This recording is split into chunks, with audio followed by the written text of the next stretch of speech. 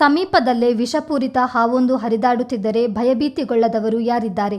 ಅಂಥದರಲ್ಲಿ ಬರೋಬ್ಬರಿ 4 ಗಂಟೆ ಕಾಲ ಹಾವೊಂದು ನಮ್ಮ ಶರೀರಕ್ಕೆ ಸುತ್ತಿಕೊಂಡರೆ ಏನಾದೀತು?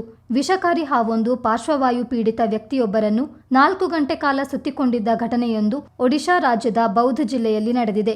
ಕೃಷ್ಣಚಂದ್ರ ಸಾಹು ಎಂಬ ವ್ಯಕ್ತಿ ಹಾಸಿಗೆಯಲ್ಲಿ ಮಲಗಿದ್ದಾಗ ರಾತ್ರಿ ವೇಳೆ ಕಿಟಕಿ ಮೂಲಕ ಒಳನುಗ್ಗಿದ ಹಾವು ಅವರ ಕೈಗೆ ಸುತ್ತಿಕೊಂಡಿತ್ತು.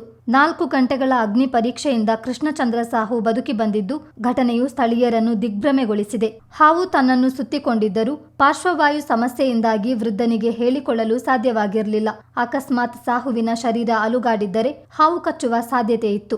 ಆದ್ದರಿಂದ ಅವರು ಹೆಪ್ಪುಗಟ್ಟಿದ ಸ್ಥಿತಿಯಲ್ಲೇ ಇರಬೇಕಾಗಿತ್ತು. ಕೊನೆಗೆ ಸಾಹುವನ್ನು ವಿಷಕಾರಿ ಹಾವು ಸುತ್ತಿಕೊಂಡಿರುವುದು ಮನೆಯವರ ಗಮನಕ್ಕೆ ಬಂದಿತಾದರೂ ಅವರು ಸಹಾಯಕ್ಕೆ ಬರಲು ಸಾಧ್ಯವಾಗಿರಲಿಲ್ಲ. ಹಾಗೊಂದು ವೇಳೆ ಪ್ರಯತ್ನಿಸಿದ್ದರೆ ಹಾವು ಕಚ್ಚುವ ಸಾಧ್ಯತೆ ಇತ್ತು. ಸುಮಾರು 4 ಗಂಟೆಗಳ ಉದ್ವಿಗ್ನ ಪರಿಸ್ಥಿತಿಯ ನಂತರ ಹಾವು ಅಲ್ಲಿಂದ ಹೊರಗೆ ಹೋಗಿದೆ. ಈ ಅಸಾಮಾನ್ಯ ಘಟನೆಯು ಗ್ರಾಮದಲ್ಲಿ ಪ್ರಮುಖ ಚರ್ಚೆಯ ವಿಷಯವಾಗಿದೆ. ಇದೊಂದು ಪವಾಡ ಎಂದೇ ಹಳ್ಳಿಗರು ಭಾವಿಸಿದ್ದಾರೆ.